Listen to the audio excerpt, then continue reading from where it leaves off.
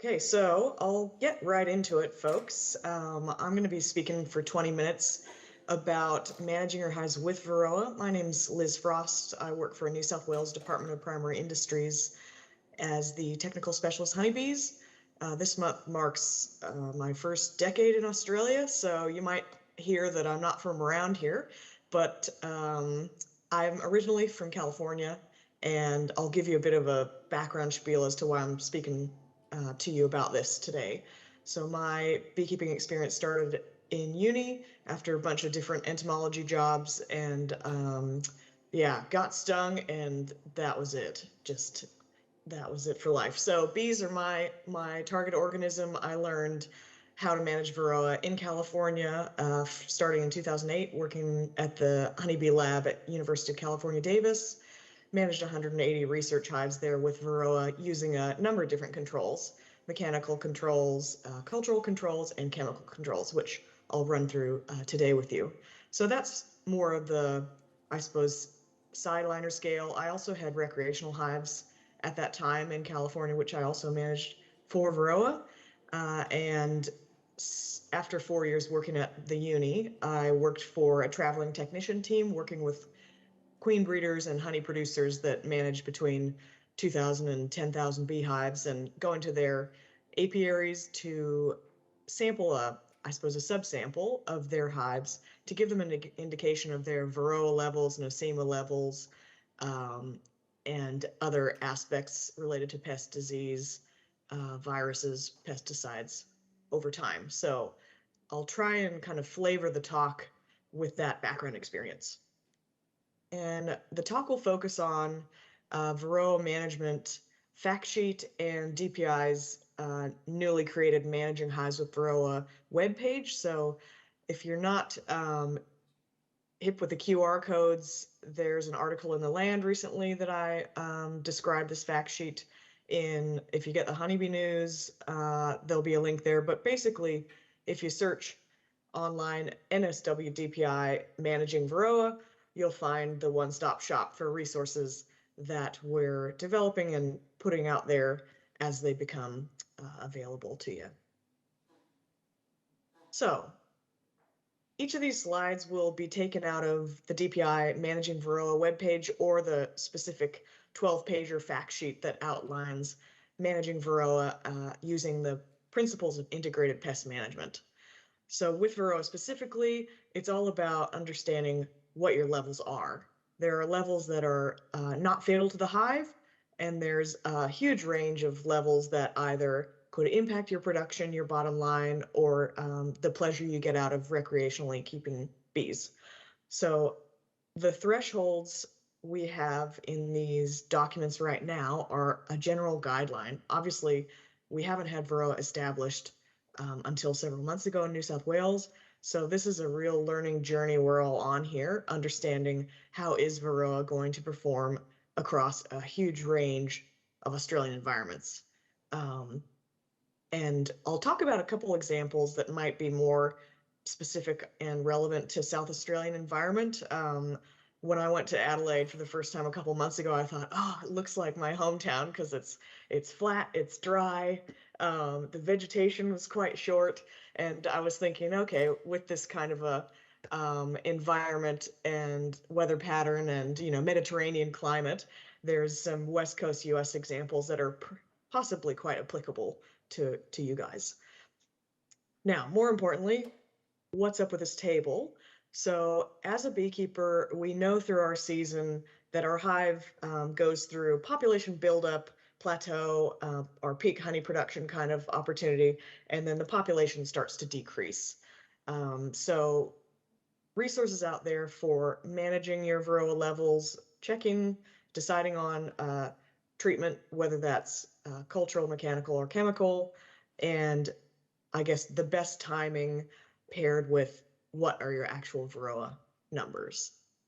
So in this instance, we're basing this table off of overseas resources, but over time, we'll develop one specifically for Australia as we learn how our Varroa, which has not had detection of key viruses, so deforming virus has not yet been detected in Australia, and hopefully will not be. because that is a key factor in overseas management guidelines, New Zealand, US, Canada, where there's large scale beekeeping that impacts this treatment recommendation. So I'll focus through this talk about our peak population summer, which is what we're hurtling towards here. And this is a guide, it's a recommendation, it's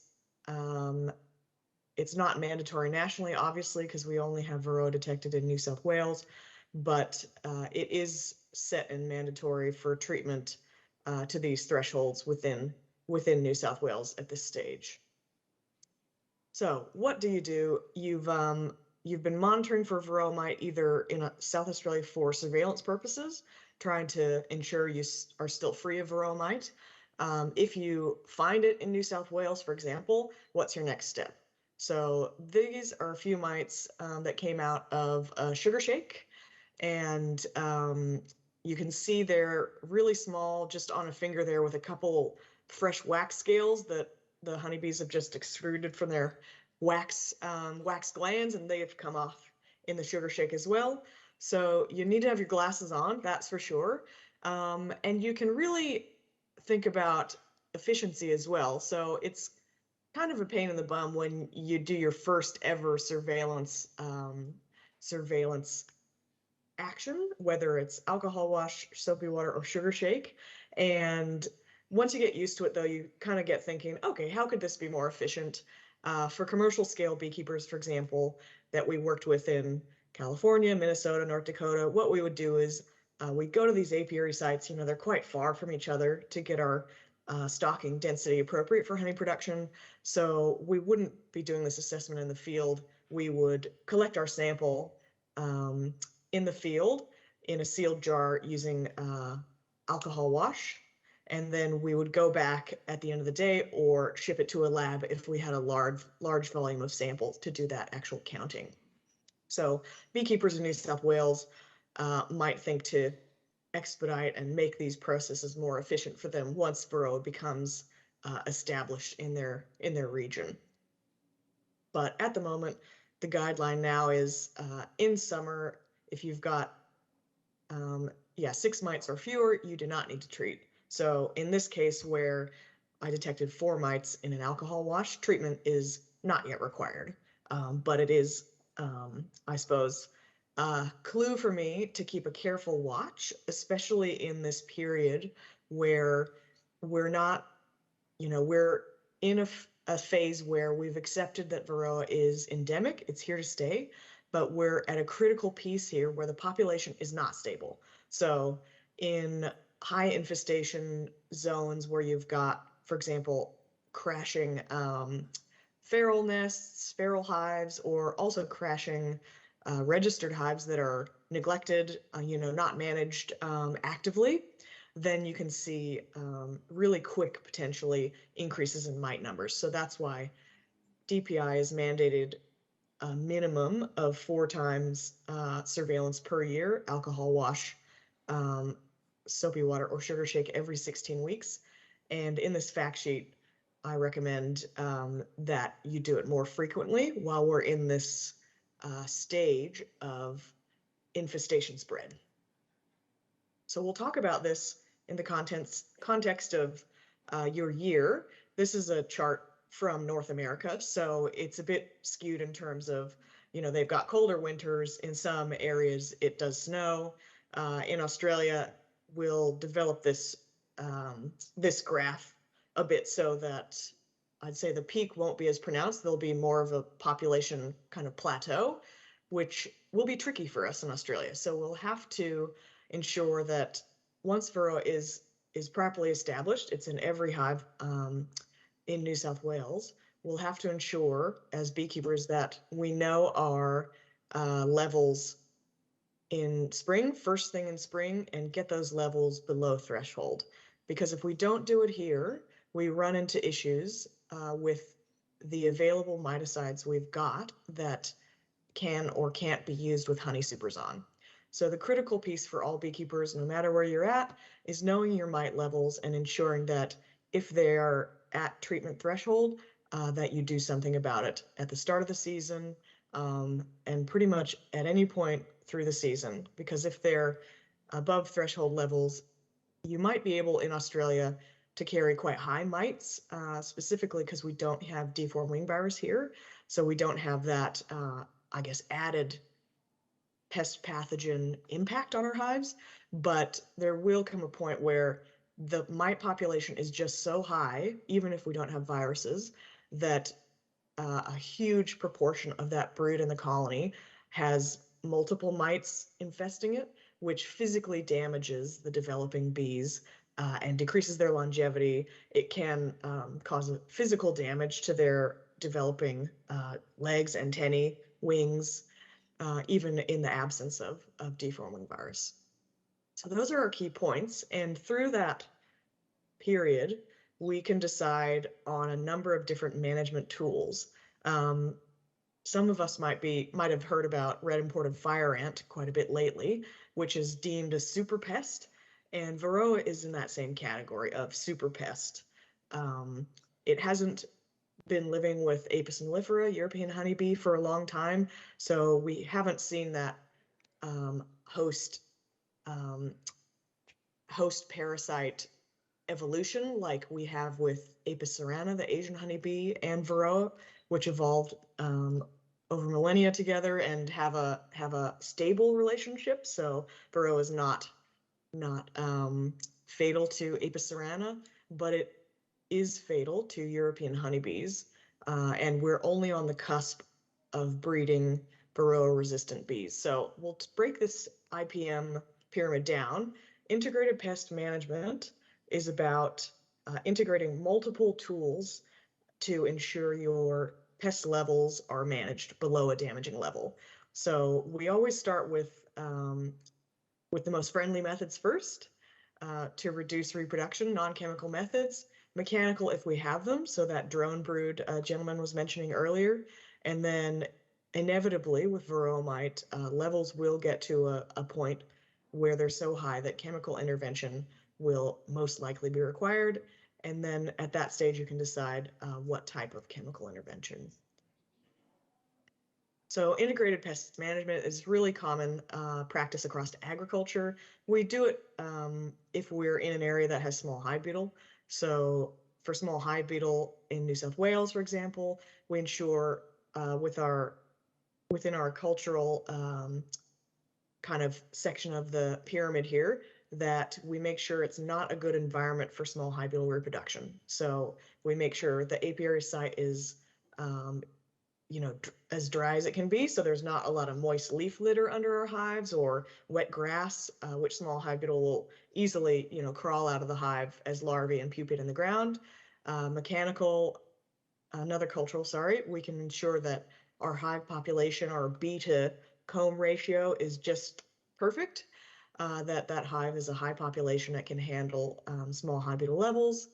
And if we're in a zone, say, we've had three La Ninas, just super moist conditions, and small hive beetle levels are at the point where we need to intervene with a chemical, then we have Apithor or other chemicals or treatments possible, diatomaceous earth, or non-chemical options like oil traps, for example.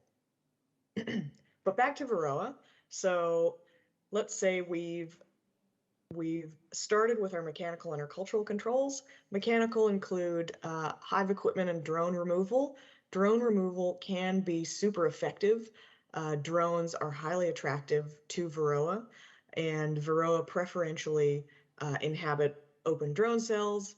They get capped and they have a longer period in that cell because drones develop over a longer period. So we can use that to our advantage if we're recreational or sideline beekeeper or queen breeder, for example, that utilizes drone comb frames, like full drone comb frames. In other areas, I did a contract teaching artificial insemination at Vietnam Ag Uni once, and they don't have a lot of resources there in terms of all the, the plethora of beekeeping equipment we have access to here in Australia. So for their purposes, I suggested, okay, you've got your full depth frame, wax foundation, just cut off the bottom third. They'll raise drones in that bottom third. And once that's capped, you can cut that off and feed it to the chooks in a biosecure, safe manner. So drone brood trapping is highly effective. Unfortunately, screen bottom boards are not highly effective at reducing mite numbers. They will contribute to a very small amount of mites not being able to crawl back up into the hive and dying beneath the hive. They've fallen through ventilated bottom boards, but it's not enough by itself to control your mite levels. We've got cultural controls as well. So brood interruption. In Europe, they do a lot of forced queenlessness or forced brood breaks. That's not so much an option in areas where beekeepers make the majority of their income from honey production. So we don't touch on that a lot in the fact sheet. This table and everything I'm speaking of is all in the Managing Varroa in New South Wales fact sheet on the DPI website, which I'll put the QR code up again at the finish of this presentation. In terms of breeding for Varroa resistance traits, these are still really globally under development. Australia has really strict controls over importation of honeybees. They require that any stock which comes in comes through the post-entry quarantine facility at Mickleham, Victoria, and also gets tested in accredited, approved labs for exotic viruses that we don't have, and also for Africanization, Africanized genes, to ensure we don't bring that into Australia.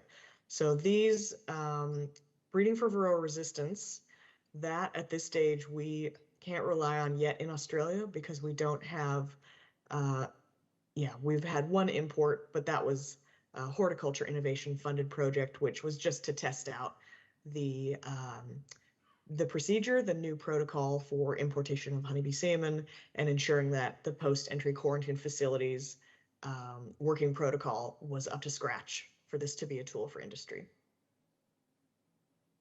If you've gone through your your controls that are mechanical and cultural, and your levels now are to a point where treatment is required or the hive will start to lose production, slowly decline and die, then you've got some options available to you. So Danny covered those really well.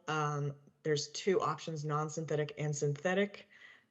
Synthetic options have, I guess, a wider use across varying temperatures, particularly hot temperatures, and the non-synthetic options have a bit less of a, I guess there's less wiggle room there because we've got high heat in a lot of our production season here in Australia. So that'll be something for everybody to watch. So I put a asterisk around the chemicals that have been approved. Whether they are available for purchase in the country or not is another question. Need to add one for Timewall, Apogard. Oxalic acid hopefully will be down the track, and we've got formic acid approved as well. So just to talk about an example, in California, where I manage these 180 research colonies, we used the cultural control of ventilated bottom boards. We also culled mites with drone brood, those plastic drone brood frames. You have to really stay on them and keep a close eye, because as we know, you can have all these hives in an apiary and you've got ups and downs in terms of who's produced the most honey. This one produced, bugger all, and a huge range potentially of production levels. The same is the case for a queen bee laying drone eggs in a drone kiln. So they're not, unfortunately, all going to be capped at the same time. And you have to ensure, if you're using drone comb to trap Varroa, that you take it out before the drones emerge. Otherwise, you're gonna really skyrocket those mite levels in the colony. We would also treat with Apogard during the season when we weren't producing honey. So that's a non-synthetic Timewall gel. And in late autumn, early winter, we would treat with oxalic acid using the drizzle method. Obviously, that's not available to us yet at the moment, but that's just one example of, I guess, a system where you're using you're using cultural controls, mechanical controls, and non-synthetic. Here's my timer. So I'll keep running through these as quickly as I can, so I'm not putting you off your roast Sunday dinner. This is a table from that Managing Varroa page as well, and it's specific to summer season. Obviously, you're not going to have time to read all this, but take away this presentation, watch the recording again later, scan the QR code and find the 12-pager and read that, in your own time, because now's the time, whilst you don't have Varroa in South Australia, to get across, reviewing your operation. What's my percentage pollination versus honey production? What am I able to do in terms of cultural mechanical controls? And if I would need to treat with chemicals, what kind of would be my ideal periods of the year? Does my hive go broodless? If it doesn't, what are my kind of windows through the season that I might not be on a peak honey flow? So an example for commercial beekeeping, large-scale beekeeping in the States that might be applicable to Australia is this beekeeper, George Hansen. Him and his family manage 7,000 hives, and they do 75% of their business is pollination, 25% is honey production. So they monitor for mites 4 times a year and more frequently during the peak season of the population buildup in the hive. And they'll manage and monitor those apiaries for Varroa strategically. So when you've got an apiary, you're choosing what hives to sample. Say you sample 8 hives out of that apiary, just as a good benchmark. You'd want to select those hives from around the apiary. Make sure you choose a couple from the outside, a couple from the center, and next time you go to do that monitoring event, choose some different hives, unless you've had a treatment in between and you want to check, did the treatment work? Did it knock the mite levels down?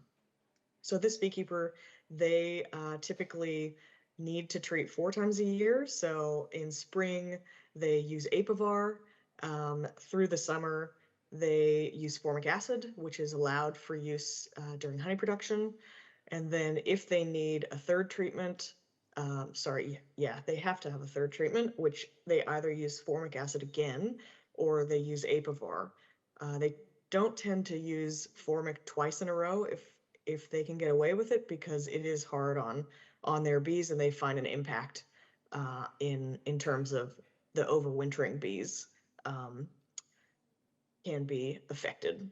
And then autumn, they use that period where they've got no brood, ideally, to use oxalic acid. Obviously, it's not legal yet to use in Australia, but hopefully we'll get to that point. Oxalic is very attractive to the beekeeping industry. However, it is most effective when there's no brood in the colony.